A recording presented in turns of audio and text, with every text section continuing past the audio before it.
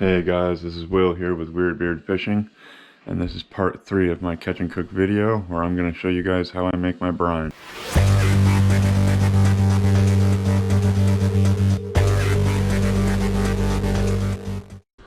Alrighty, so usually I start with the dry ingredients first. So I'll start off with 2 cups of brown sugar. Doesn't have to be exact, but have to be close.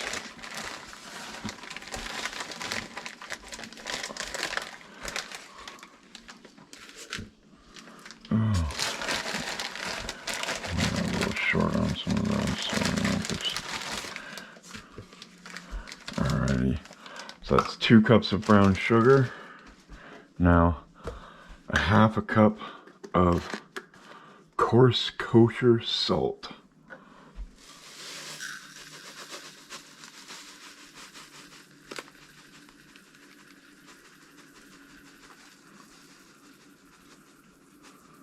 And I'm gonna go, that should be fine right there.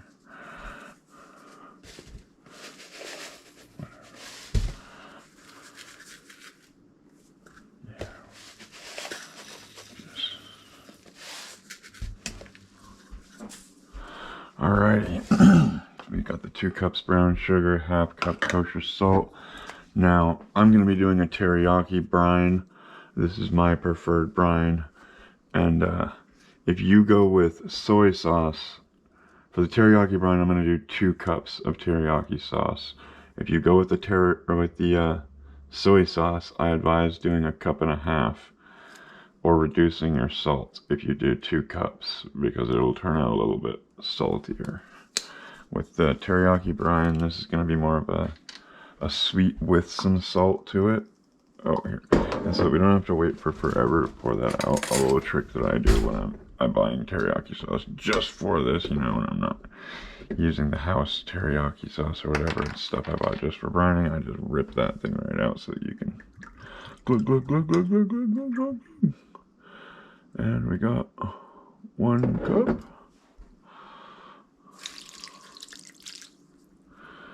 Oh.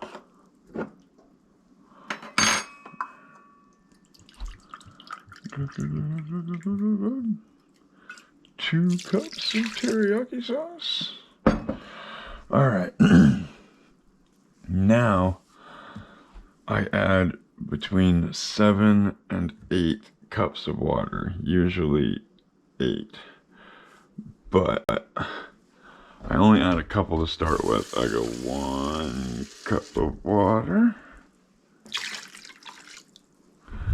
2 cups of water, and then we're going to take the fork and stir the dry ingredients in as good as we can.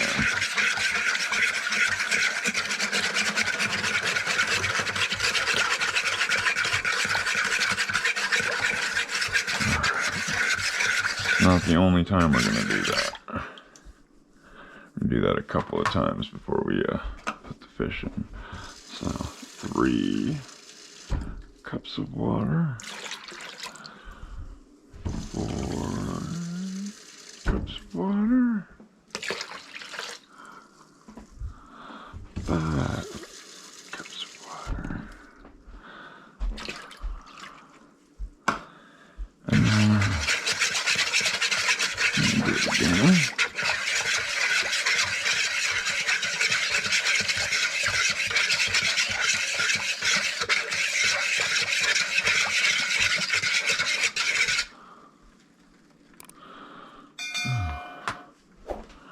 Alright. 6.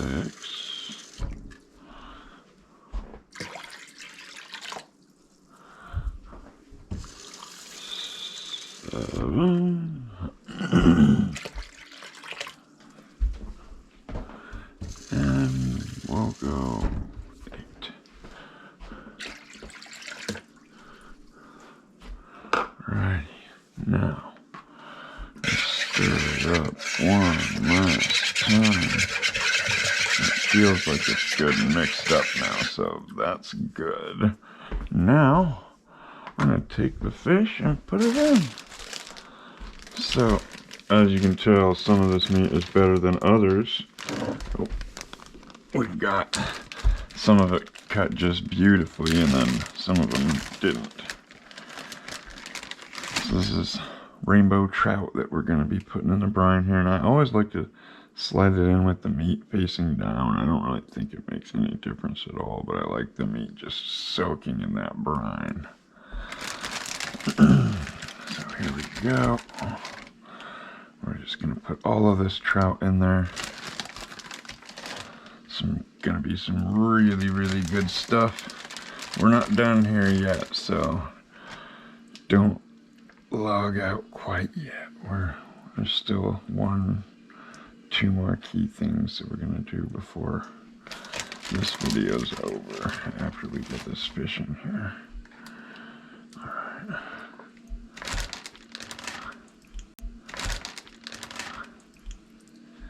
Yeah, see, so that's not terrible, not great. It's not great, really, but it's better than that one. That one's horrible. I almost don't even want to cook it, but I'll probably cook it and give that away because, yeah, I'm not one to waste anything, but I also don't really see myself eating that. And these little guys like this, probably just put them in whole.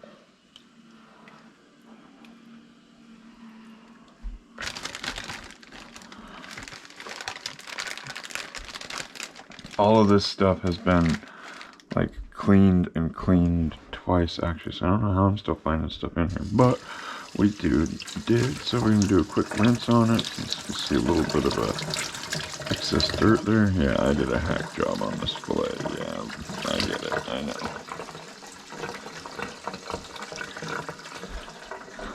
Boom. Boom.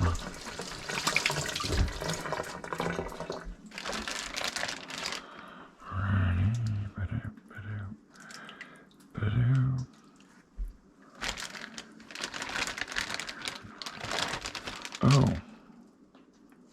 Hey, yeah, that at least needs to be cut in half. That's... we'll see. We might not use that. No, that's not bad. I'm just gonna let that... Okay. We're just gonna... turn that off. Whatever, we're gonna ignore it now. Oh.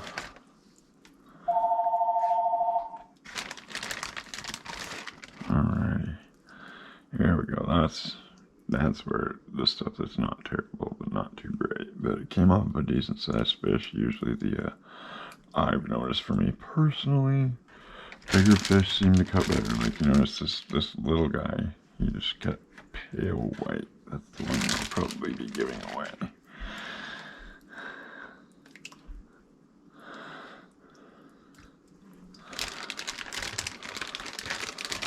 But anything that cuts even a little pink like this, I've noticed, usually smokes up pretty decent.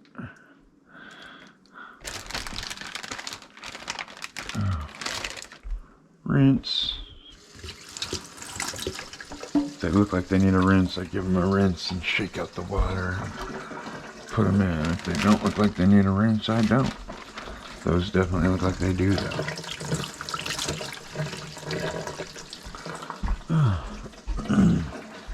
These have been in my fridge for a few days because I wanted to wait till I actually had enough to smoke some up before I made a brine. And they'll stay good in your fridge for, you know, up to a week. I wouldn't advise keeping them in there too much longer than that before you get this process going, but you can if you need to. Well, not longer, just up to a week, like I said. Don't push your luck with fish. Oh, alright.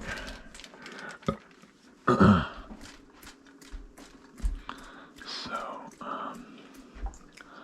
I'm just gonna take these. I don't have time to get a fillet knife. We're just gonna cut this one in half.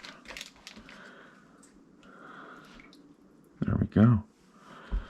Now we're not totally done yet with the brine. I have one last thing that I like to do. And I like to take whole pepper, whole black pepper, and just grind it into the mix.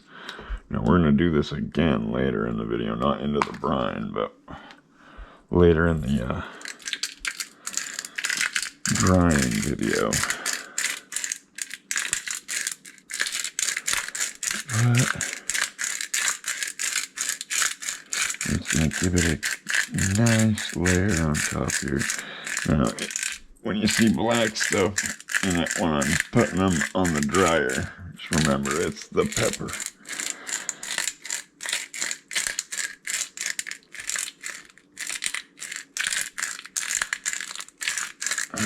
Counterbalances the sweet really good.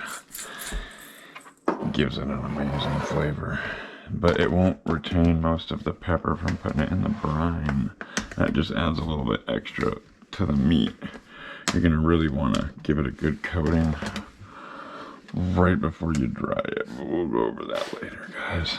All right, now I like to brine it for about 48 hours. Sometimes I'll do it a little bit longer. Sometimes if I'm in a rush, 24, but I will not smoke a batch of fish that's been brined less than 24 hours ever.